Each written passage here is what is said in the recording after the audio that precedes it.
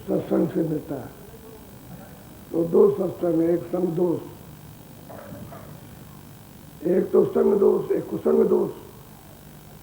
अगर अच्छे लोगों का साथ मिल गया तो अच्छी चीजें सीख जाओगे, और बुरे लोगों का साथ मिला तो बुरी सीख जाओगे। अब ये दो चीजें ये परमार्थ में यह है कि अगर महात्माओं का आपने साथ कर लिया तब तो आप अपना आत्म कल्याण समझ जाओगे कैसे होगा, और उनका साथ नहीं किया तो संसार में फंस जाओगे। ये जो देख रहे हो, जो बनाते हो, बिगाड़ते हो, काम में लेते हो, ये बनती है और बिगड़ती चीज है, बनती चीज है, तो सारा समय तो इसमें निकल जाएगा। आपकी समझ में कुछ नहीं आएगा, न यहाँ का समझ सकते हो, न परमार्थ का, न अपना अपनी, न जीवात्मा का कि मनुष्य शरीर क्या मिला। तो संग और कुसंग और महात्माओं का सत्संग, उससे तो अपनी विद्या मिलेगी, अपने देश का, अपने घर का रास्ता मिलेगा, अपने प्रभु को पाने का। और बाकी यहाँ फंस गए तो फंस गए, कोई अच्छाई में फंस गया, कोई बुराई में फंस गया, दोनों के दोनों भूलैया में, कोई पाप कर्म में, कोई पुण्य कर्म में फंस गया, उसका फल पा जाएगा, अच्छे का अच्छे, बुरे का बुरा। तो कल आपको ये समझाया था कि ये तो तर्क वितर्क में था कि भाई हम बहुत बड़े स्थान के महंत हैं और हम पढ़े लिखे हैं, हमारा मत है बहुत ऊंचा है, हमारे महात्मा बहुत ऊंचे थे। ये तो बात सही थी कि महात्मा तो ऊंचे थे, लेकिन अब यह है कि आप ऊंचे नहीं हो। तो ये उनको हराने के लिए कि हम ऐसी बात पूछेंगे कि हमारी बात का जवाब नहीं दे सकते। तो गोस्वामी जी महाराज काशी में जब रहने लगे तो ये फूलदास कबीर चौरा के महंत थे, कबीर पंथी थे। तो पंथ कोई मजहब और कोई जात तो होती नहीं, पंथ तो मालिक के मिलने का रास्ता होता है। तो वो तो उनको मालूम था नहीं, किताबों में जो लिखा उसको पढ़ लिया और लोगों को पढ़ा के सुना दिया, उससे ये बात हुई। अब ये जब वहाँ पहुँचे तो इन्होंने जितने प्रश्न इनको करना था वो सब किए और उनका सबका उत्तर मिल गया। इनके साथ जो चेले चपाटे आए थे, बहुत से चेले आए, पालकी में आए, बड़े शान शौकत से आए और काम झाम से। तो यहाँ आकर के तो चेले कहते हैं कि नहीं, अब हो गया, बहुत समय हो गया, अब काफी आपने समझ लिया और चलिए वास्ता। अब महंत जी की जब समझ में आ गया तो उनकी इच्छा कि मैं यहाँ से जाऊँ, क्योंकि वो तो ये समझ गए कि मेरे पास तो कुछ है नहीं और मैंने कुछ किया भी नहीं, मैं तो खाली बाहर था और कुछ नहीं। तो उनको तो विवेक हुआ और चेले चपाटे जाए कि गुरु जी उठिए, चलिए स्थानों पर ये। तो उन्होंने कहा कि अच्छा भाई देखो ऐसा है कि तुम स्थान जाओ और मैं कल आ जाऊँगा। तो बिगड़ने लगे चेले, ये कैसे हो जाएगा और कैसे आपको छोड़ देंगे और आप चलिए। तो नाराज हो गए और उतार करके उन्होंने अपनी सेली और टोपी अपने चेले को उसको पहरा दी कि लो आपसे तुम बात हो गए, और ये पालकी इसी में बैठ करके इनके सबके साथ जाओ। तो उसने टोपी पहन ली और सेली गले में पहन लिया उसको और चलने लगा रास्ते में। तो सोचने लगा कि इतना सुख, इतना आराम, इतने चेले, कोई तकलीफ नहीं हर तरह का इनके पास, और इन्होंने सब छोड़ दिया, एक क्षण में सब छोड़ दिया, मानसी छोड़ दी, सब कुछ दे दिया, आपको दे दिया। तो इससे मालूम होता है कि इस सुख से, इस आराम से, इन चेलों से कोई बड़ी चीज गुरु को मिल गई। अब ये सोचता जा रहा, विचार होता जा रहा कि बड़ी चीज मिली है। तो उसने कहा पालकी वालों से कि भाई रुक जाओ, ठहर जाओ, रुको, हमको यहाँ उतारो। तो एक और गुरु भाई साहब मंगलदास, उसने कहा इधर आओ मंगलदास, ये टोपी लो, ये सेली लो, और तुम आज से कबीर चौरा के महंत हो गए, जाओ। मैं तो महंत के साथ जाऊँगा, वही रहूँगा। उसको नहीं छोड़ सकता। अब उसको विवेक हो गया। जो बहुत दबंग चेला था वो अब उसको विवेक हुआ तो चल दिया और वापस लौट गया। ये लोग अपना चले गए, उसको भांति मिल गई, दे दिया, अपना स्थान पर रहने लगा और ये फिर वापस आए। तो उन्होंने अर्जी की गोस्वामी जी से कि महाराज मैं तो जहाँ भांत रहेगा वही रहूँगा, मुझे भी इजाज़त दे दीजिए कि मैं भी यहीं रह जाऊँ। तो उनका ठीक है रहो, तो बात अब वही बात के साथ हो रही है। बोला जरा ध्यान से सुनिए आप। घट घट माय कबीर समाना, काको चेला करे वाना। कहते हैं कि जब कबीर घट घट में समाया हुआ, घट घट में सबके घटों में प्रवेश है, क्योंकि ये सुरतें आई थी तो शत्रुओं से आई थी, तो वहां तो कोई विकार कोई पर्दा है नहीं। तो जब ये निर्मल होकर के वहां से आई तो ये सब में आकर के कहते हैं, कबीर ने कहा कि भाई सब में मैं सब में चला, किसको चला कहूँ, चिल्ला कोई नहीं, चिल्ला कोई नहीं, सब नहीं हूँ। कबीर ने तो फूलदास से कहा कि देखो उसने तो ये लिखा और तुम यहाँ चेला बना के बैठ गए, अपने को गुरु बन गए, कि मैं गुरु हूँ, मेरे चेले। और कबीर कहता है कि मैं सब में समाया हूँ, घट घट में मैं हूँ। तो इसके माने है कि तुम कबीर को चेला बना रहे हो।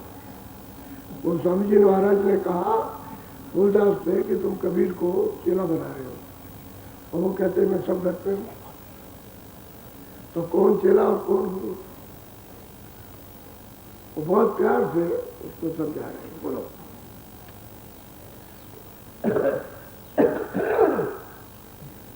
कहा कबीर मोई सब में पूजा, चेला करे आखिर नहीं सूझा। भाई क्या करेगा, कबीर तो कहते हैं कि भाई वो सब में प्रवेश है, सब में उसी से हुआ, एक ही मालिक से सब हुआ है और ये सब उसी के हैं। और वह चेला बेचारा जिसको करते हैं उसको तो दिखाई देता नहीं, वो तो अंधा है। और गुरु ने चेला बनाया वो भी अंधा, गुरु भी अंधा। गोस्वामी जी महाराज कहते हैं गुरु भी अंधा और चेला भी अंधा। अब बताओ कि कौन गुरु और कौन चेला। कबीर तो कहता है मैं सब में हूँ, सब में समाया हूँ, घट घट मैं हर घाट पर बैठा हूँ, मनुष्य रूप भी तन पर बैठा हूँ मैं, और जितने भी तरह उसमें मैं बैठा हूँ। और तुमने चेला किसको किया देखो, और तुम कौन हो तुमको दिखाई नहीं देता, तुम भी अंधे हो। तो दोनों के तुम भी अंधे, चेला भी अंधा और गुरु भी अंधा है। और तुम कहते हो कि भाई मतलब मेरे चेले, मैं इनका गुरु। अब बोलो तुम्हारा क्या होगा और उनका क्या होगा, क्या तुम उनको पार उतार दोगे या तुम उतर गए। गोस्वामी जी महाराज उनको काशी में बैठ के, और चेले ने प्रश्न किया, जो रेवतीदास था जो बीच में से लौट आया, कि गुरु और चेले का क्या संबंध है। तो दोनों को समझा रहे, बिल्कुल ये गुरु है तो चेले हो, उसका ये संबंध है कि वो भी अंधा हो तुम भी अंधे हो, न तुम पार हो सकते हो न वो पार हो सकता। दोनों को बता रहे हैं कि गुरु चेले का झूठा नाता। और कबीर कहता है मैं सब में समाया, मैं तो घट घट में हूँ। बोलो हे कबीर सब पाया माई, ताको तुम चेला ठहरा। कहते हैं कि भाई वो कबीर साहब कहते हैं कि भाई ये तो माया में आ गया, पर्दे में आ गया। अब तुम उस पर्दे को, अज्ञान को कहते हो कि मेरा चेला है। तुमको तो ज्ञान होना चाहिए था, गुरु को तो ज्ञान होना चाहिए था, तो गुरु भी माया हो और चेला भी माया हो। अब कौन किसको गुरु कहे, कौन किसको चेला कहे, न उसको पता है गुरु क्या है और न गुरु को मालूम है कि चेला क्या है। और संबंध गुरु और चेले का जोड़ रखा। तो महंत बनने से तो काम नहीं बनेगा। अरे भाई, महात्मा जहाँ रहते हैं वहाँ तमाम लोग आते हैं, जरूरत के मुताबिक सामान इकट्ठा हो जाता है और महात्मा जाने लगते हैं। अगर कोई रहा तब तो कह जाते हैं कि भाई देखो ये काम करेगा, कोई नहीं रहा तो चुप हो जाते, बोलते कुछ नहीं। तो फिर आप जा जाते को संभालते रहो, उसी में तो झगड़ा होता है। तब तुम कहोगे मैं फलाने पंथ का हूँ। पंथ अंत कुछ नहीं है, पंथ तो मालिक के बनने का रास्ता है, बस ये है पंथ। कि सूरज दोनों आंखों के पीछे बैठी है और रास्ता पकड़ ले, नाम को पकड़ ले, शब्द को, और ऊपर चढ़ चले, ये पंथ। और आपने क्या है, ये मजहब बना रखा, ये कबीर पंथ है, ये पंथ है, जैसे जय गुरुदेव है। अब इसी जय गुरुदेव को तो कह लगा मैं जय गुरुदेव हूँ, तो मतलब है कोई समाज जमात का नाम जय गुरुदेव। जय गुरुदेव तो मालिक का नाम है। तो रास्ते से उसको चलोगे तो उसको पा जाओगे, और रास्ते से नहीं चलोगे तो ये। तो कहते हैं कि भाई माया में तुम भी लिपट गए, पाया में झूठ भी लिपट गया, दोनों के दोनों। वो कहता मैं गुरु हूँ, अज्ञान में वो कहता मैं चेला। न उसको चेले का पता है कि मैं कौन हूँ। अगर चेला होता तो गुरु से रोज क्यों करता? वो तो बहुत नाराज हुआ, गुरु के सामने ही बहुत नाराज हुआ। चलो यहाँ क्या, अब गुरु की समझ में आ गई बात, ये बात तो सच है, और यहाँ तो हमको कुछ मिल जाएगा, वहाँ क्या मिलेगा, ऐसा ही उसकी समझ में आ गया। और तो चेले को दे दिया कि भाई चाहो तो भी बात करो। चेले को जब विवेक हो गया तो भागा, तब छोड़ के उसने दूसरे को दे दिया कि लो सेली टोपी लो और तुम बात हो गए, हम तो वहीं रहेंगे जा करके। अब चेला पूछता है कि गुरु और चेले का संबंध क्या है, उसके बारे में गोस्वामी महाराज दोनों को समझा रहे हैं। बोलो। कह कबीर सब ठाम ठिकाना, सोई कबीर का को काना। कहते हैं भाई, कबीर साहब कहते हैं किताब में उनकी लिखा हुआ कि भाई वो रास्ता उनको बताओ जहाँ मैं रहता हूँ। तो मेरा तो ये देश नहीं है, मेरा तो सत्य देश है, सत्यलोक है, वहाँ से आया। अब जीवों को दे दिया गया, मालिक ने बख्शीश में खुशी दे, प्रसन्नता में, क्योंकि उसने तपस्या की तो दे दिया। अब जीव यहाँ करके बेचारे जब दे आए तो बता दिया। और वो सत्पुरुष अपना रूप धारण करके जब यहाँ आते, वही तो महापुरुष कहलाते हैं। ये उसी सत्पुरुष के संत अवतार होते हैं। जैसे कोई ईश्वर के स्थान से आए तो ईश्वर का अवतार ब्रह्म स्थान से आए, तो ब्रह्म का अवतार पार ब्रह्म से आए तो पार ब्रह्म का।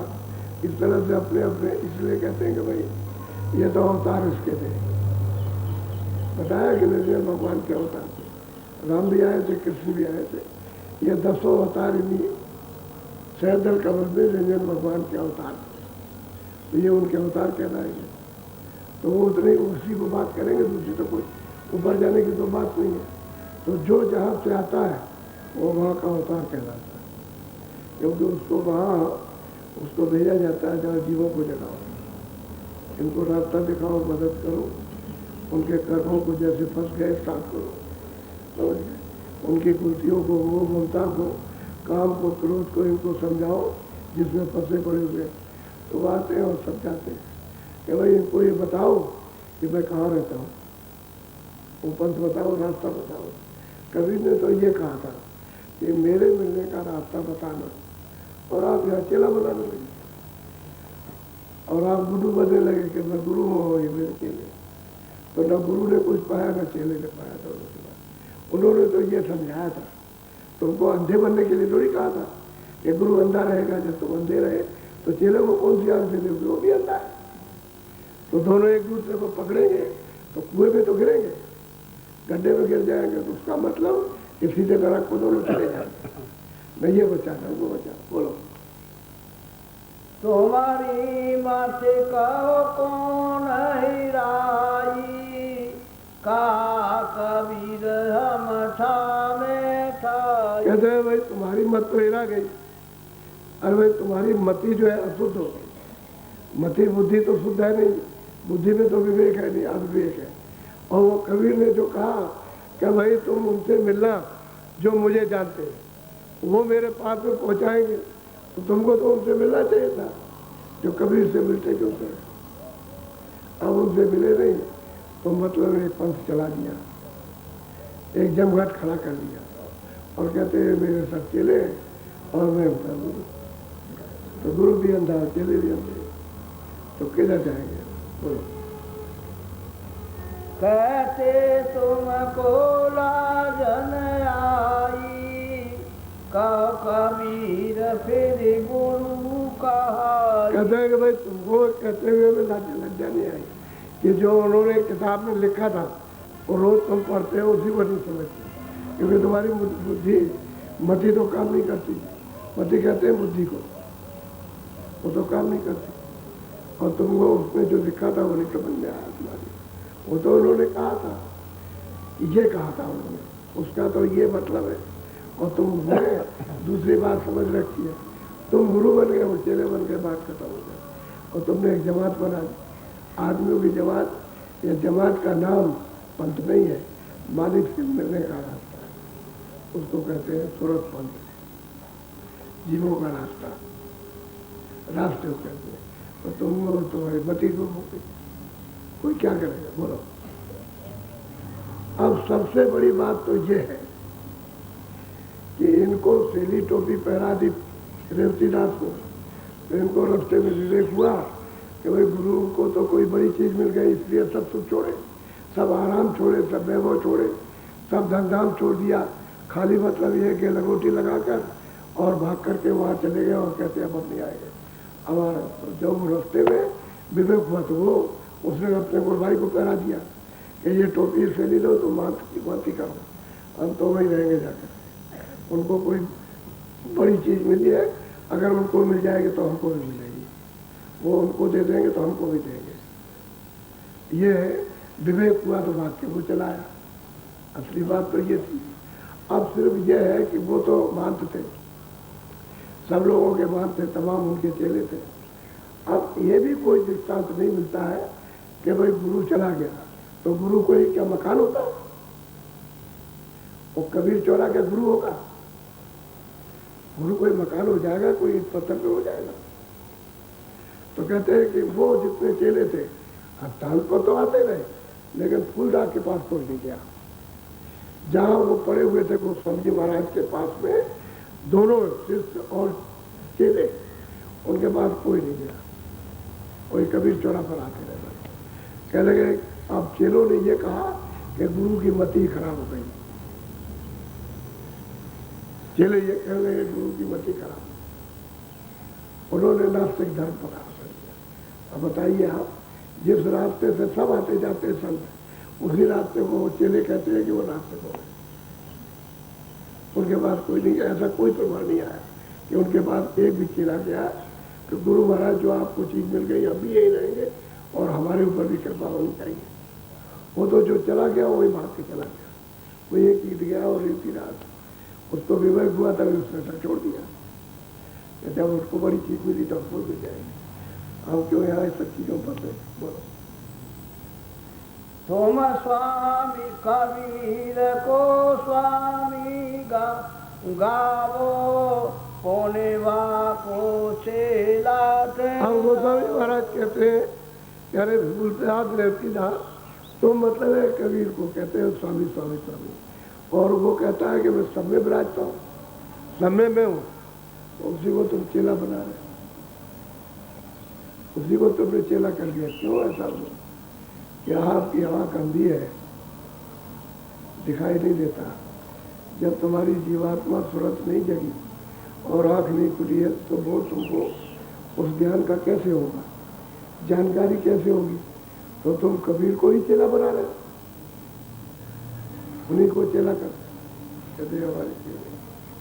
इसलिए स्वामी जी महाराज कहा करते थे कि जो महात्मा जो होते हैं सच्चे पूरे, और कभी अपने गुरु बनते ही नहीं, हमेशा चेला रहते हैं, हमेशा चेले हो रहते, चेले ही रहते, और गुरु नहीं बनते, शिष्य रहते हैं, और सब शिष्य बन करके सेवा करते रहते, सेवा करते, और नहीं तो जीव पार नहीं जा सकता, कभी पार नहीं जाएगा, उसको लाभ हो ही नहीं सकता। तो अभी महाराज सुनाया करते थे, कह लगे भाई महात्मा कभी गुरु नहीं बनते। महात्मा एक दूसरे महात्मा की तो बहुत प्रेरणा करेंगे, लेकिन खुद नहीं गुरु बनेंगे। वो तो कहते भाई हम तो सेवा है, सेवा करते। सही बात है। यानी सुरतों को मन है, बुद्धि है, चित्त है, जो कर्म और लाद रखे हैं अंतःकरण पर, यहाँ पर तो उसकी धुलाई करते हैं। वो तो धोबी होते हैं, वो तो सेवक होते हैं। भाई धोबी कपड़े ले जाता है तो और क्या करता है, सबकी सेवा करता है। कैसा भी कपड़ा गंदा हो उसको धो के ले आएगा। इसी तरह से कोई भी तरूपी कपड़ा गंदा हो, ये तरूपी कपड़ा है जिसमें तरह तरह के भिन्न भिन्न अलग अलग छोटे बड़े कर्म किया आपने, और गंदगी से बिल्कुल तो उसकी धुलाई करते हैं। तो वो तो अपने को सेवक रहते हैं। महात्मा का भी महात्मा है तो एक भी फायदा नहीं उठा सकता, सेवक रहते हैं तब फायदा होता है। बोलो, वही गोस्वामी जी महाराज समझा रहे हैं, बहुत प्यार से समझा रहे हैं। बोलो, अगम निगम का ज्ञान सुनावो, अपने घर की भूल न पावो। कहता है कि तुम अगम निगम की बात करते हो खाली जबान, और अपने घर का कोई भेद नहीं जानते। ना अगम का जानो न निगम का, न ईश्वर को जानो न ब्रह्म का, और न पार का। अपने देश की कहते बात करते हो और जानते कुछ नहीं। यही बात है। किताबें पढ़ने से अगर हो जाता तो किताबें तो सब जगह है। यानी गुरु नानक के बाद 9 महात्मा हो गए, 10वें गुरु नानक। यानी उनके स्थान पर 9 और 10 किताब आप रखे रहिए, उसमें सब लिखा है। वही तो हम कहते हैं लोगों से, भाई किताब में लिखा हुआ है तो तुमको कुछ मिला, तो फिर क्या है? तो कहा महात्माओं के पास, उसमें लिखा है, तो महात्माओं के पास जाओ वो देगा। किताबें कुछ नहीं देंगे। किताब में लिखा है गुरु ग्रंथ को मानिए, प्रगट गुरु की दे। कहते हैं प्रगट होकर के जो वचन लिखे हैं गुरु ने, सत्य वचन लिखे, इसका पालन करो। जब आप उस वचनों का पालन करोगे तो आप गुरु की बात मान गए। और उसमें एक का भी वचन पालन, एक शब्द का भी पालन नहीं। उन्होंने ये कहा कि प्रगट गुरु की दे कि मैंने शरीर धारण करके इस वचनों को लिखा, जो इसमें लिखा है वो सत्य है, इसको मानना, इसके अनुसार तुम अपना कर्म करना। तो वो तो एक भी नहीं करते। तो मतलब गुरु कैसे बन जाएगा? कोई किताब तो गुरु नहीं होती, वचन गुरु है। तो वचन तो मानते नहीं। खाली किताब लेकर के अगर हम सिर पर घूमते रहे या ऐसे लिए रहे तो उससे क्या होने वाला? उसमें जो लिखा है, ये शरीर धारण करके हमने इसको लिखा और हमने लोगों को यहाँ से वहाँ तक पहुँचाया, ये उसमें लिखा हुआ था। और इस तरह से शब्द की कमाई, शब्द की उसमें महिमा है, शब्द की कमाई की और कमाई कराई, दोनों बातें। और सुरतों को सतलोक में पहुँचाया, ये सब लिखा हुआ। अब उसको उल्टा है। अब बहुत जगह पर महात्माओं ने लिखा है गुरु कहे सो कहा कमाना। इसका उल्टा हो गया कि अब गुरु मिल गया, अब क्या कमाई करना, कुछ नहीं करना। अब गुरु मिल गया तो क्या कमाना? लेकिन वो कहते हैं गुरु मिले फिर कहाँ कमाना, जो वो कहे उसकी कमाई करो। इसका मतलब ये तो उल्टा कर दिया। कह रहे गुरु मिल गया, अब हमको क्या कमाई करना, कुछ नहीं करना। अब वो अंधे बैठे रहे। ये मतांतर नहीं है कि आदमियों का जत्था हो, ये तो मालिक से मिलने का रास्ता है। तो जिसको रास्ता मिलेगा, जिसके ऊपर कृपा होगी, सत्संग मिल जाएगा, उसी को वही जाए। और सत्संग ही मिलेगा तो उससे समझ क्या मिलेगी? सारी समझ सत्संग से। इन्होंने जो कुछ भी त्याग किया वो सत्संग सुन के ही तो छोड़ा। सत्संग नहीं मिलता तो कौन छोड़ता? जितने भी लोग आए, बड़े बड़े दलाल रहे, उन्होंने क्यों छोड़ दिया? कि सत्संग मिल गया। और सत्संग मिलने के साथ उनको अमूलक दरवाजा मिला, और दरवाजे के साथ उनकी कमाई, उसकी कृपा उन पर हो गई, तो निकल गए। तब सत्संग के बगैर कुछ नहीं हो सकता। वही कहते हैं कि भाई तुमने कबीर को गुरु पर चेला बना दिया, और कबीर कहते हैं मैं सब जगह हूँ, कोई जगह खाली नहीं है। तो तुम खुद में चेला बनते, खुद बन जाते। लेकिन अपने वो गुरु और वो चेले। असल में तो ये हो गया अंधा गुरु और अंधा चेला। बोलो। कह कबीर मुख गाना गाओ, साधन खोजो पोल चला। वो कहते हैं कि भाई गाना तो तुम कबीर के शब्दों का गाते हो, लेकिन शब्द नहीं खोजते हो, नाम की खोज नहीं करते हो, नाम की कमाई नहीं करते हो। तो बताओ भेद कैसे खुलेगा? सूरत तो नाम से अलग होती है। दोनों आंखों के बैठी है तब तो पकड़े थे। जब कर्मों का नियम आपको पकड़ाया गया, आपको अधिकार दिया जाए कर्म करने का कि आपसे अच्छे और बुरे कर्म बनेंगे और उसकी गंदगी बटोर करके जमा करो। तो जब आप गंदगी पुण्य से और पाप से बटोरने लगे, चारों तरफ से इकट्ठा करने लगे, तो पलट गए।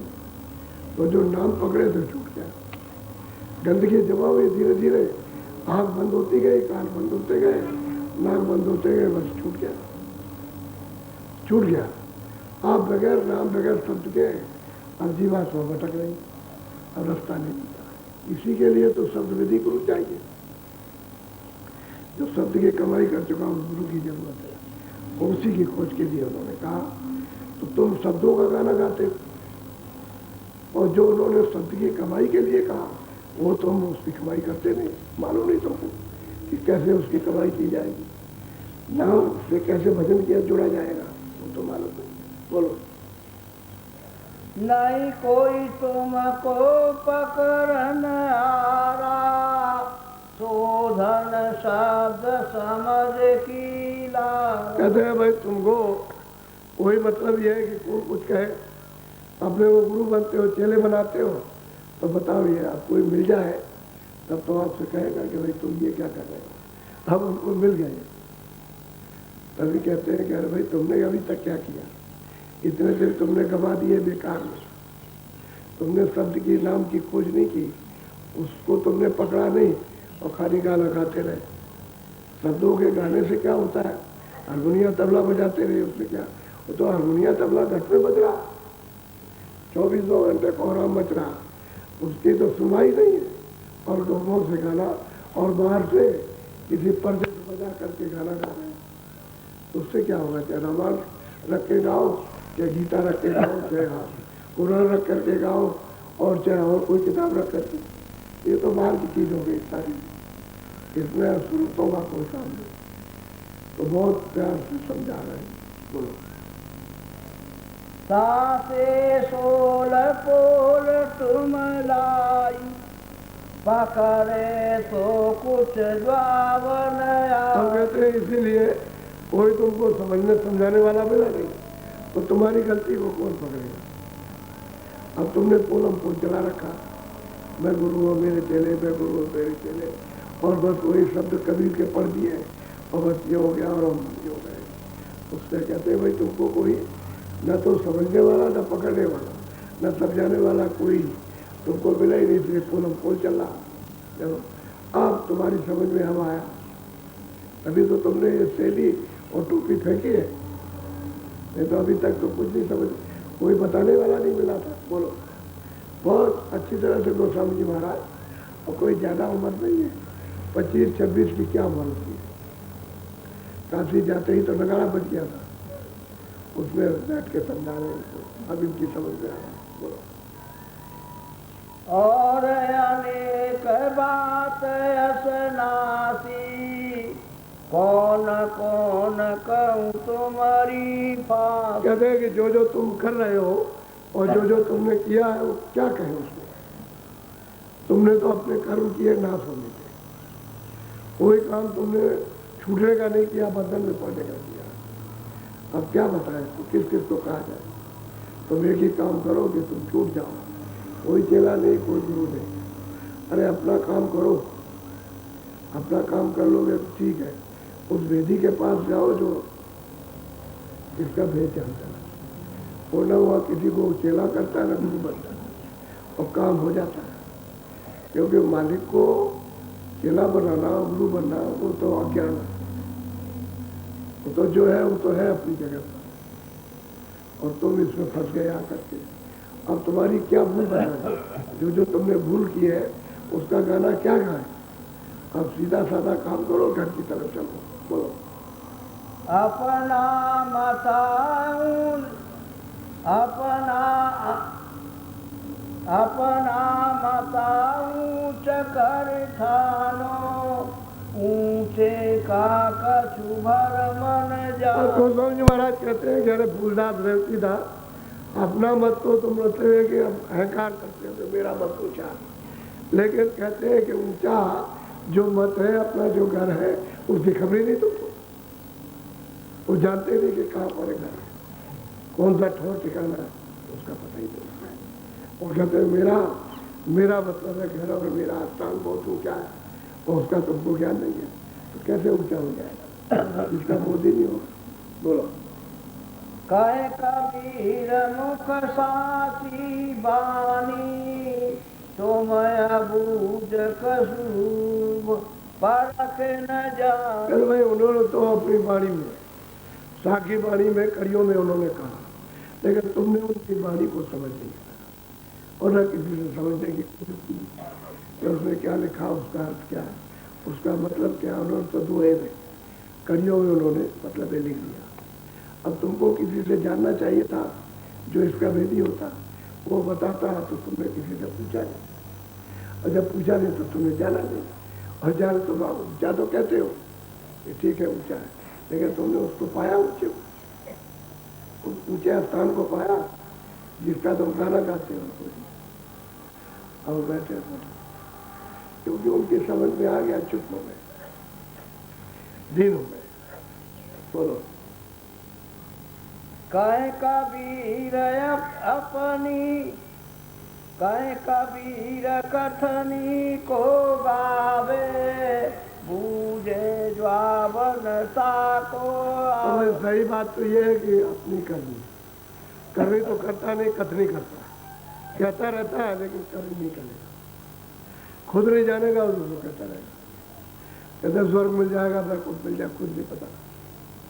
उनसे पूछा जाएगा तुमने स्वर्ग देखा, वैकुंठ देखा है, और कहेगा स्वर्ग मिलता है और वैकुंठ मिलता है। तुम स्वर्ग जाओगे, तुम वैकुंठ जाओगे, तुम अमर लोक में जाओगे, तुम साकेत धाम गाओगे, तुम गोलोक में जाओगे। तुमने देखा कुछ नहीं, कथनी करता, करनी नहीं करता, करने का रास्ता ही नहीं जानता। करनी कहते हैं भजन, ध्यान कहते हैं। तो जब राहगीर मिलेगा तभी तो करनी करेगा, जब उसका भेद पाएगा। भेद नहीं मिलेगा तो उससे क्या मालूम करनी किसका नाम है। तो कथनी करते रहते हो और गाना गाते रहते हो, इसमें तो तुम फंसे पड़े रहे अभी तक। बोलो। एक सवाल हम पूछे भाई कमल 84 कौन था। हम गोस्वामी जी महाराज कहते हैं कि अरे पूछा रेवती दास, वो कौन सा कमल है जिसमें जीव 84 और नरकों में चले जाते हैं। अब देखा हो तो बताए, किताब में तो कभी नहीं लिखा है, लेकिन वो तो लिखा हुआ है, देखा नहीं है। जितने महात्मा आते हैं सबको लिख जाते हैं, सब कमल को लिख जाएंगे, किस कमल से नरकों में जाएंगे, किस कमल से 84 जाएंगे, चारों खानों में जाने का कौन सा कमल, कौन सा स्थान है, वहाँ से वो चले जाते हैं, किस स्थान से पार उतरते हैं, वो सब वो देखते हैं, तब वो बताते हैं। किताबों में तो लिख जाते हैं, लेकिन जो पीछे से आते हैं वो उसको जानते नहीं, खाली किताबें पढ़ते रहते हैं। तो अंधे को, बेचारे को, अंधा तो यह है, और जितने लोग आते हैं वो सब अंधे हैं, तो उनको क्या पता चले। उन्होंने पढ़ा, उन्होंने सुना, ना उनको कुछ पता ना उनको कुछ पता। तो क्या उन्होंने पूछा कि भाई उसमें जो लिखा है कि कौन से कमल से 84 जाते हैं, तो देखा हो तो बताए, और देखा ही नहीं तो क्या बताएगा। बोलो। या की भेद बतलाई कौन थाम वे कमल राई। कहते हैं गोस्वामी जी ने कहा, और फिर उनको बताएंगे कि भाई ये रास्ता कमल के प्राप्त करने का है, और वहाँ से कहाँ कहाँ जीव जाते हैं, किस जगह चाट करके भेज दिए जाते हैं, किन किन खानों में, अंडज पिंडज उपज चावल 4 खाने। ये तो 4 बड़े जेल खाने, फिर उसमें नस्लें अलग अलग नस्ल के, उसी को कहते हैं। 4 खाने 84 नस्लें, नस्ल एक नस्ल के कई एक सांप, एक नस्ल के कई बिच्छू, एक नस्ल के कई जीव जंतु हैं, अलग अलग खाने, लेकिन 4 ही खाने, अंडज, पिंडज, उखमज, अस्तावत। पिंडज कहते हैं जो जेल से पैदा होते हैं, अंडज कहते हैं जो अंडे से पैदा होते हैं, उसका नाम अंडज है। और उखमज कहते हैं जैसे बरसात हुई ये जमीन से और देखा कि बहुत से पतंगे कीड़े निकल आते हैं। अस्तावर है जो पृथ्वी पर है, ये 4 अस्तावर पेड़ आदि, इसको अस्तावर कहते हैं। 4 ही खाने हैं। तो कहते हैं कि भाई जीव जब इधर से कर्म करके उधर जब ले जाया जाता है तो किस कमल से कहाँ से जाते हैं। अब इनसे पूछ रहे हैं, इनको बताएंगे, रास्ता बताएंगे। बोलो। 9 लख कमल कबीर बखाना, कहो तुम उनका कौन ठिकाना। तो कहते हैं कि कबीर ने 9 लाख कमल उन्होंने किताबों में लिखा हुआ, तुम मुझे बता सकते हो कौन सी जगह है। गोस्वामी जी पूछते हैं फूलदास रेतीदास से, कह रहे चेले तुमको महंत ने बताया। उनसे पूछते हैं कि तुमको बता सकते हो कि कहाँ है, कहाँ पर है। तो जब देखा हो तो बताए, जब उसको मालूम ही नहीं है तो जैसे संसारी वैसे हो के, जैसे अंधे सब वैसे वो भी अंधे, गुरु भी तो अंधा है, चेले भी अंधे, तो और लोग वो बता सकता है। दोनों से पूछते ताकि दोनों का भ्रम खत्म हो जाए, कोई शंका फिर बाद में रह न जाए। उन्हीं की किताब से उन्हीं की शंका बैठ जाए। जैसे ब्राह्मण पहुंचे विद्वान तो उन्होंने उनकी किताब से बैठ दिया, उन्हीं का दृष्टांत दिया और उन्हीं का किताब में श्लोक सुनाया, जो भी कड़ी श्लोक जो भी हुए और सुना दिए। बोलो कि आपने ये कहते हैं तुमने देखा है इसको, तुम्हारी आँख खुली। अब तो कहते हैं कि हमारी नहीं खुली, तो फिर तुम क्या दुनिया का उपदेश करते हो। तो अक्षर है लिखे हुए, जो काला अक्षर है, काला पत्थर स्याही से चला हुआ है सफेदी पर, तो उसको पढ़ लेते हैं, हमारे मतलब कुछ नहीं। असल चीज ये है कि वो देख रहे हैं या अंधेरे में, ये अंधे है और उसको दिखाई देता है। तो जिसको दिखाई देता है वही तो अंधेरे में आँख को खोलेगा तभी तो दिखाई देगा। बोलो।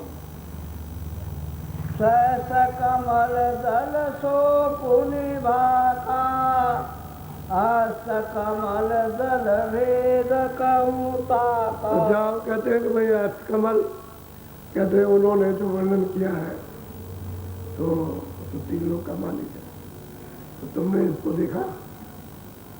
कुछ नहीं, चुप हो गए।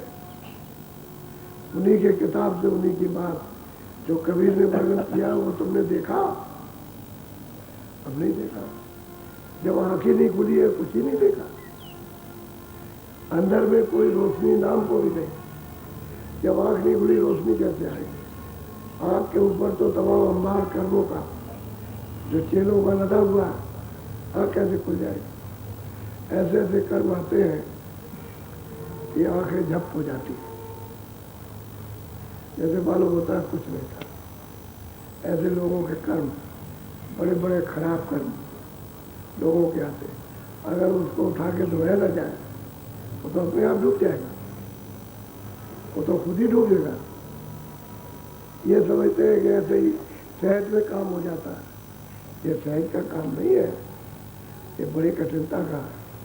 जिसके ऊपर दीजिए जाए, प्रसन्न हो जाए जिसके ऊपर, तो उसका तो बेड़ा पार हो जाए। लेकिन तुमको भी खुश करने के लिए ऐसा कर्म करना चाहिए जिससे हमारे ऊपर दीज जाए, प्रसन्न हो जाए और हमारी मदद कर दे। मदद ही प्रसन्नता है, सहायता ही प्रसन्नता है। ये उनकी मौज है कि चलो इसकी सहायता करें, ये जीव यहाँ से निकल जाए। तो समझाते हैं कि अष्टकमल जो सहतल कमल है उसको तुमने देखा? कौन रहता है वहां पर? तो नहीं देखा तो क्या बताया? तो उसमें तो लिखा है, तो कबीर ने तो लिखा है, तो लिखा है तो तुमने देखा उसको? तो फिर स्थान पर महंत बनने से क्या फायदा होगा? महंत तो जीवों के लिए बनते कि चेले बनाने के लिए बन गए। महंत बनना चाहिए था जीवों का कल्याण कर, तब तो ठीक। अब चेले चेले क्या थी? चेला तो कोई ना हो, चेले तो आदमी होते हैं। अंधेरा है वहां तो उजाला नहीं। बोलो। चार कमल दल देव बताई, दो दल कमल कौन से ठाई। और पूछते हैं कि भाई चार कमल भी बताया, वो कहाँ पर है? और दो दल बताया, तो वो किस जगह पर है? उसमें तो तुम्हारे यहाँ लिखा हुआ। मैं कोई अपनी बात कुछ नहीं करता हूँ, जो किताब है तुम्हारी लिखा है वो देखो। तुमने उसको कहाँ बताओ कहाँ है, वो किस जगह पर है। अब जो नहीं देखेगा वो क्या बताए? और गोस्वामी महाराज तो ये सब देख रहे हैं, वो तो सब आंखों से देख रहे हैं, तभी तो पूछ रहे हो कि भाई तुमने देखा, ताकि उसकी शंका तो खत्म हो जाए, तब चलेगा रास्ते पर। जब तक शंका नहीं जाएगी तब तक, क्योंकि वो तो शंका में फंसा हुआ कि वो ये है वो ये है वो ये है, वो तो अपना मतलब देख रहा। बुद्धि कहा वही मतलब वाचकता, उसका अर्थ लगा रहा हूँ, ऐसा होगा वैसा होगा, ऐसा होगा वहाँ होगा यहाँ होगा, देखाएगा कुछ नहीं। तो शंका उसकी मिट रहे, और शंका मिट जाएगी तब फिर चल देगा। तो ये सब देखेगा, ये बाद में सब देखेंगे, जब रास्ता बताएंगे तब जाएंगे नहीं वहाँ पे। जब ये सब छोड़ दिया है तो पाने के लिए छोड़ा, प्राप्त करने के लिए सब छोड़ दिया। बोलो। ये सब कमल जोग से न्यार, जोगी न जाने वेद विचार। कहते हैं कि भाई जोगी तो कोई जानता नहीं है, क्योंकि ये कमल जोग से अलग है। जोग पर तो नीचे रहता है, इसलिए तो जोगी योग करते हैं, साधना करते हैं, प्राणायाम करते हैं, तो कोई नहीं तो अधिकांश 100 से 99 तो अंग भंग हो जाते हैं। कोई इसका जानकार योग का मिलेगा तो कोई मतलब है लाखों में एक, कोई करेगा तो नीचा, और ये कमल है इसके ऊपर। तो जोगी तो जान नहीं सकता जो उन किताबों में लिखा हो, तो किताबें उसका तो कोई प्रमाण इसके साथ है नहीं। ये देखा हुआ है, और वो मतलब है नीचे किया तो कोई करने वाला है नहीं कलयुग में। और कलयुग में समझा रहे, कोई द्वापर और त्रेता नहीं है, कलयुग में अभी 700 वर्ष हुए कविदास को आए, 700 सवा 700 का बस यही समय होता है, इतना ही समय है जब ये आए थे। और 700 वर्ष के अंदर ही संत आए, पहले नहीं आए, पहले रास्ता ऊपर का खोला ही नहीं था, ये सब नीचे के रास्ते थे। अब वो कहते हैं भाई उसमें जो लिखा हुआ वो तो मतलब ये है कि वो जो तो नीचे का है, ऊपर को कुछ है नहीं, और लोग कैसे देख सकेंगे? और तुम सबकी श्रेणी में चले गए, इसी को सब कुछ मानने लगे इसको, तो तुमने क्या पाया कबीर का? बोलो। कमल चक्र खट जोगी गाई, उन कमलन से न्यारे भाई। कहते हो खट चक्र है वो अलग है, और संतों का मतलब यह का वो कमल अलग है। तो योगियों ने तो उसका प्रणाम के जरिए से चढ़े थे, तो उन्होंने उसका ध्यान अलग अलग किया, लेकिन ये सब चक्र यहीं आने के हैं। अब जब नीचे से ऊपर आकर के यहाँ आएंगे तो यहाँ पर सूरत बैठी हुई है, दोनों आंखों के सामने बैठी है। अंदर में तो सूरत है नहीं, न गले में, न यहाँ, न नाभि में है, न नीचे है, बस ये है यहाँ बैठी हुई है। वो तो इस नीचे के जड़ कमलों में अपना प्रकाश पहुँचा रही है, इसलिए ये सब अंग जो है हरे भरे हैं। और जब प्रकाश सिमट जाएगा तो ये लुंज हो जाएगा, इधर काम नहीं करेगा, ये इधर काम नहीं करेगा। जब उधर से कमल से प्रकाश जब सिमटता है तो इधर से काम नहीं होता है। जब तक उसका प्रकाश कमलों में रहेगा, तो भाई जोगियों ने तो अब कमल बाया खर्च कमलों को बताया, लेकिन ऊपर का तो इनको बताया नहीं। और यहाँ से ऊपर चलना तो पीछे की साधना तो कल युग में निषेध करनी। अब यही से धुनी सुनो, नाम आवाज को सुनो, पकड़ के चलो। तो ये सब कमल जितने भी हैं नाम आवाज को पकड़ कर जैसे ही चढ़े वैसे सब खुलते चले जाएंगे, मिलते जाएंगे, देखते जाओगे चल सबका अनुभव होता जाएगा। हर स्थान का अनुभव, हर रचना का अनुभव, हर लोक का अनुभव सब जगह का होता जाएगा। जैसे स्वर्ग लोग है, वैकुंठ लोग है, सब पूरा का पूरा उसका अनुभव देखने में आएगा कि स्वर्ग लोग कैसा है, वैकुंठ लोग कैसा है, 14 भवन कैसे है, उनमें कौन कौन राज करता है। इसी तरह से ऊपर जाएगा, ब्रह्मा विष्णु महादेव कहाँ रहते हैं, ये सब पता चलता है।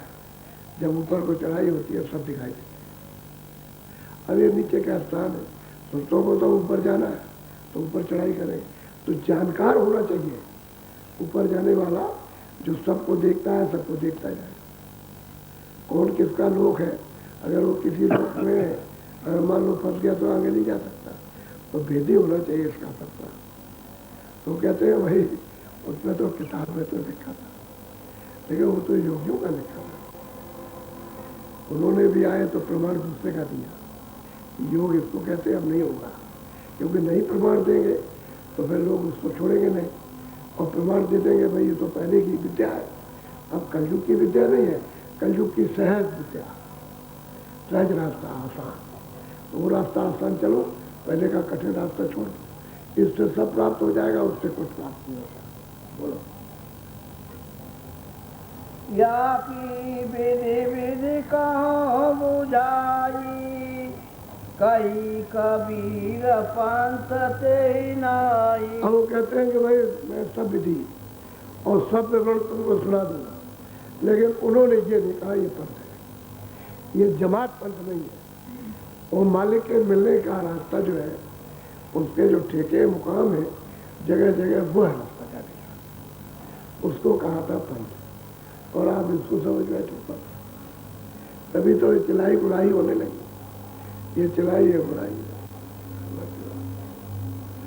अब वो तो बात ही है, तो स्वामी जी महाराज कहते थे भाई वहां तक समझाओ, वहां तक समझाओ जब तक उसकी समझ में आए, और जब हट करे तो एकदम से छोड़ दो। जब हट करे तो एकदम से छोड़ दो, कि वो अपनी बुद्धि की हट कर रहा, वो इस चीज को पकड़ नहीं सकता, और छोड़ दो, 2 धक्के मारो और चला जाओ, क्योंकि वो चीज पकड़ नहीं पाएगा। वो ये कहा करते थे आजकल के वातावरण को देख करके, क्योंकि 50 साल हो गए स्वामी जी हुए, तो वो समझाते थे तो बताया करते थे भाई ऐसा वक्त, कभी कभी जब मौज में आए तो बताया कि भाई ऐसे वक्त से बचे रहना ऐसा वक्त आएगा, ऐसा खान पान ऐसा ही है, ऐसा ही है, ऐसा मनमुख लोग रहेंगे, मनमुख रहेंगे, समझ देवमुख नहीं रहेंगे, मनमुख, विवेक मुख नहीं रहेगा, उनमें मनमुख रहेंगे, इच्छाचारी बात हुई उनमें, सब वही हो। बोलो। जो कबीर मुख भाखि बखानी, ताकि तुमसे पूछो बानी। वो कहते हैं कि भाई जो कबीर ने कहा था मैं उसी बात को तुमसे पूछ रहा हूँ, दूसरी बात नहीं पूछता मैं अपनी तरफ से। उसमें जो बखान किया कि तुमने उसको देखा, तो कहते हमने नहीं देखा, तो फिर क्या हो, फिर तो कबीर को ढूंढना चाहिए था।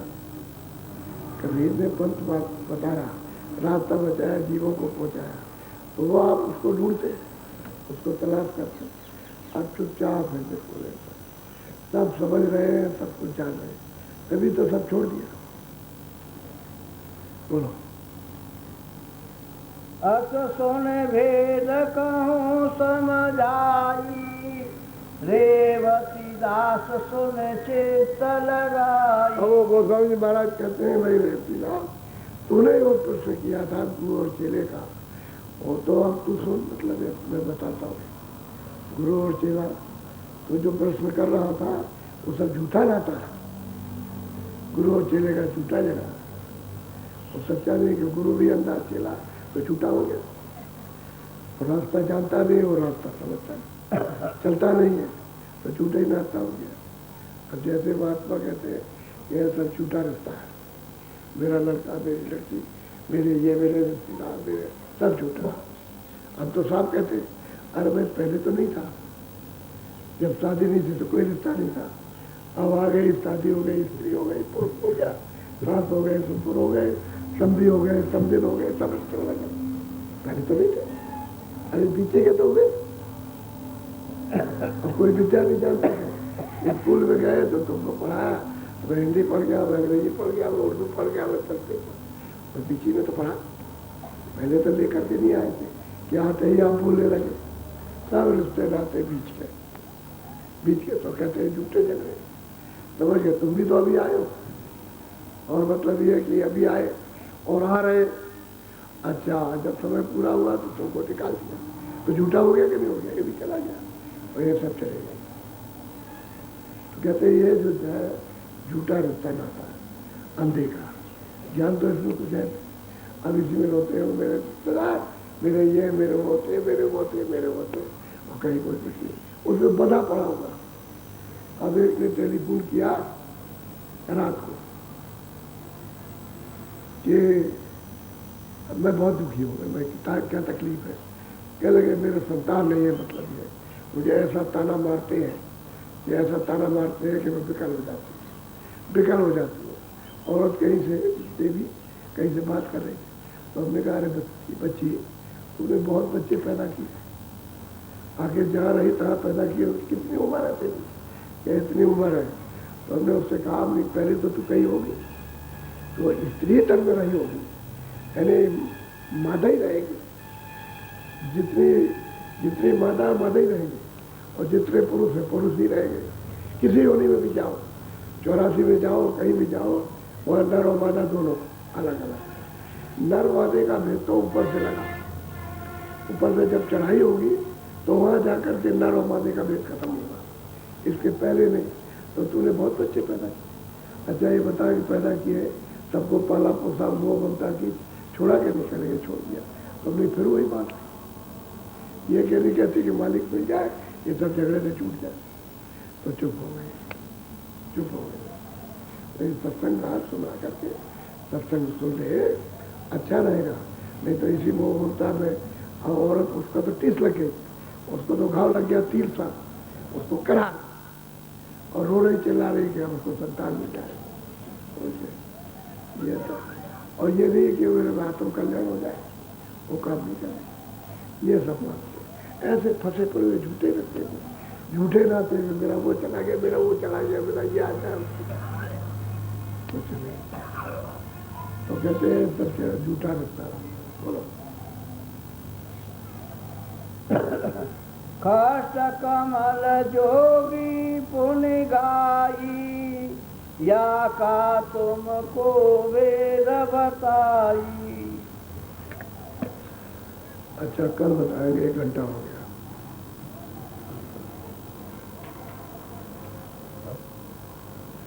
मोटी बात यही है कि उन महापुरुषों की प्राप्ति तलाश करना चाहिए जो शब्द वे जानते हैं, जो रास्ते से आते और जाते हैं, तो उनकी खोज करना चाहिए, उनकी खोज करो।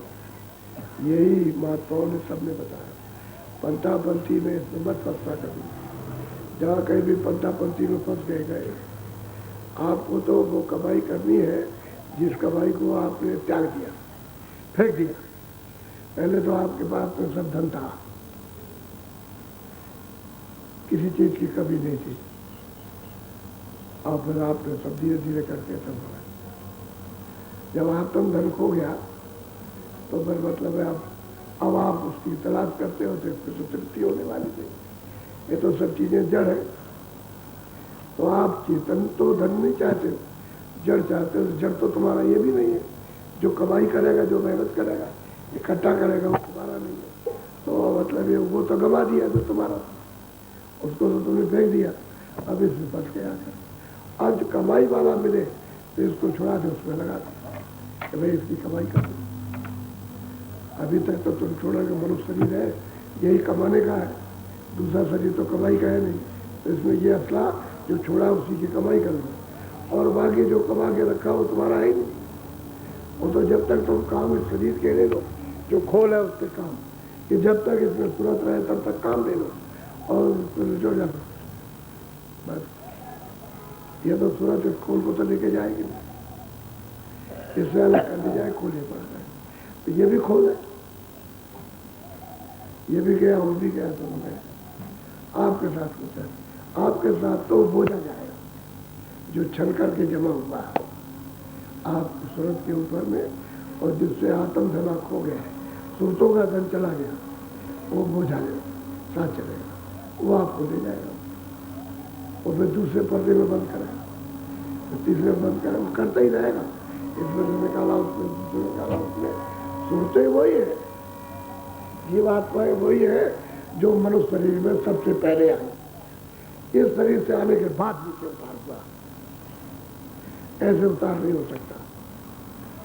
उसका नियम यही है कि इस शरीर में जो कर्म करो तब उतार होगा, कर्म नहीं करोगे तो कोई उतार नहीं होगा। आप पाप पुण्य को खत्म करो, ऊपर चढ़ चलो, और पाप पुण्य कर करो, नीचे उतरो, अगली चीज है।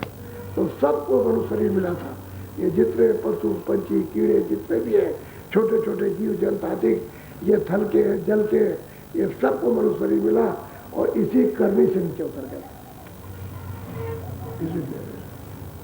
और वहाँ पुरुषों की जब तलाश करोगे तब ये चीज समझ में आएगी, वो करनी कराएंगे, और क्या कि भाई जल्दी करो, जल्दी करो। उनको आपसे ज़्यादा जल्दी है, वो कहते हैं जल्दी से करें तो जल्दी निशाने पे आकर के खिसक चले, निकल चले, और तुम देर करते रहते हो, तुम ये दुनिया मांगते रहते हो, उसको तो भूलते हो, उसको तो याद नहीं होते, दुनिया को याद रखते हो, दुनिया से ही न पहले थी ना। बोलो जय गुरुदेव। देखो आदमी तो ज्यादा हो गए, सेवा कुछ नहीं रही, सब सेवा करा नहीं। जैसे गुरु पूर्णिमा का भी उत्सव आएगा, उस सेवा आपसे कराएंगे, हो गई थोड़ी बहुत। अब मंदिर का जो सेवा है का, उसमें 500-600 लोग चाहिए, कुछ हमको 40-50 हमको चाहिए, कुछ 40-50 भंडारे में चाहिए, कुछ 40-10, और बाकी मतलब यह है कि 200-250-300 चाहिए मंदिर में। वही है सेवा, तो आप तो बहुत हो, सब सेवा को चाहिए। अब यह जब सेवा नहीं तो भजन तो करना चाहिए। उनको घंटी फूटते हैं, घंटी बजाते हैं कि भाई उठ जाओ, जल्दी से निवृत्त हो जाओ, जल्दी आओ, तो आते ही कम से कम सुमरन करते। जब तक सत्संग का टाइम नहीं होता है तो आकर के सुमरन करो, अगर सुमरन नहीं कर सकते ध्यान करो, और भजन पे तो आपको बैठाएंगे, तो बहुत आ गए, काफी ताकत। और ये हवा आंधी आई थी, तो ये ऊपर डाल रखे थे, सेट बना रखे थे, तो सब उड़ गए, फट गया। अभी पिछले दिनों में लाखों रुपया खर्च हुआ था इनको लाने में और डालने में, ये जो पड़े काले काले इसमें नीचे रहते तो उड़ गए। अब बताओ क्या किया जाए, फिर बनाऊंगा, फिर आंधी तूफान आएगा तो उड़ जाएगा, बनाता रहूँ, क्या करूँ। अब तुम ज़्यादा आते हो इसलिए, ज़्यादा ना हो तो फिर कोई बात नहीं, क्या जरूरत 10 आदमी आए जो भी बहुत, अब तमाम आओ मैदान में पड़े, तो कुछ न कुछ तो सोचना पड़ता। अब यह बात तो अब यह कि सेवा तो श्रमदान तो सेवा का हो गया, और वो सेवा गुरुपूर्णिमा की हो गई, अब कोई का सेवा। अब यह है कि भंडारे में जो भंडारा चलता है उसकी आपको अन्न है, उसका जरूर ग्रहण करना चाहिए ना। हम बहुत अच्छा खाते हैं, अच्छा तो आप खाते हो, उससे शुद्ध बुद्धि नहीं है, उससे खाओगे तो शुद्ध बुद्धि है, बुद्धि में मति शुद्ध होगी, विवेक होगा, सत्य असत को थोड़ा सा पहचान सकते, ये समझ सकते हैं ठीक नहीं है, ये अभी तक तो भरते रहे ना, गलीज गंदा अन्न, तो जैसा अन्न वैसा मन, जैसा अन्न वैसी बुद्धि, जैसा अन्न वैसे कर्म।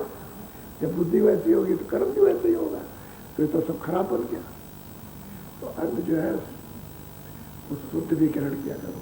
जगह तो हम नहीं खाएंगे सबकी जगह पर, अरे ये मिलता कहाँ है, ये तो बहुत किस्मत वालों को, बड़े भाग्यशाली होते हैं ऐसे। लेकिन घमन गरूर घुमा देता है, जो पकड़े रहते हैं जरा जरा चीजें। अरे महात्माओं ने तो सूखा खा करके भजन किया, सूखा, और एक वक्त भजन किया है एक रोटी और भी नहीं खाई, तब वजन किया तो काम किया। और तुमको कहते हैं जब पेट भर लो, तो इतना पेट भरो कि तुम्हारा पेट ही खराब हो जाए, तो बीमारी फैल जाए, तो वो काम मत करो। भोजन करो पेट भर के, लेकिन इतना करो हजम वाली बात रखा करो, तभी तो ये लगाम बंद हो गई। लगाम लगी रहती तो लोग सुबह थोड़ा सा लिया जरा सा, अरे रोटी पेट भर के खा लेते हो, जरा सा लिया तो नाश्ता हो गया, दिन में भोजन कर लिया ठीक है, शाम को खाना खा लिया तो पेट ठीक रहता। अब इधर भी और दोपहर में भी और 4 बजे भी खो और रात को 9 बजे भी खो और वहाँ पर सोए फिर दोबारा। अब डॉक्टर की दवा अलग पर उस पर विकार अलग, कि कोई दवा अनुकूल काम नहीं करेगी तो विकार अलग हो जाएगी। अब उसके पास जाओ तो रोज डॉक्टर, उसकी दवा खाओ, तो सब दवाएं जितनी भी ये बनती है उनका सब आप परीक्षण करते हो, अपने शरीर पर कोई दवा काम नहीं करते, तब भाग के आते हो कि दवा तो मैं कोई पुड़िया बांधे देता हूँ क्या जेब में, क्या आपको खोल के देता जाऊँगा। आप बीमारी लेकर के आए हो तो थोड़ा संयम रखो और कुछ नहीं। साफ नाश कर दिया, शरीर का नाश रोगा आपने। अच्छा शरीर है तो प्रसन्नता भी, रोगी शरीर उससे क्या वजन हो सकता, क्या वजन करोगे। इसलिए ये प्रार्थना करो कि आप हमको ऐसा विवेक हो कि हम कम से कम खान पान तो ठीक रखें, अपना खान पान ठीक रखो। जब ये शरीर खान पान ठीक रहेगा तो हजम हो जाएगा, हजम और बीमारी अपने आप चली जाएगी।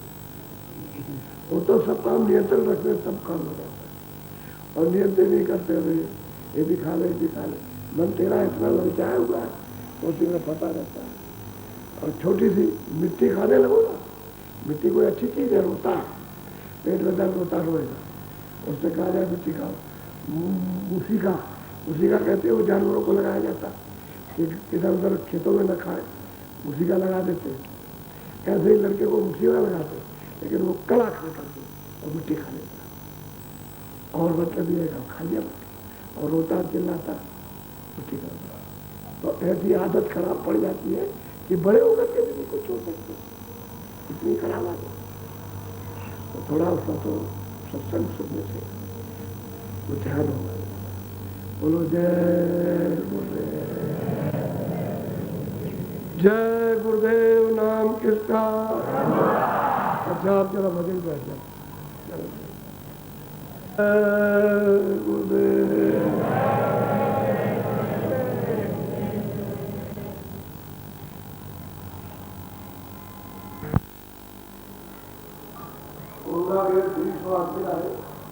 कुमार लगाए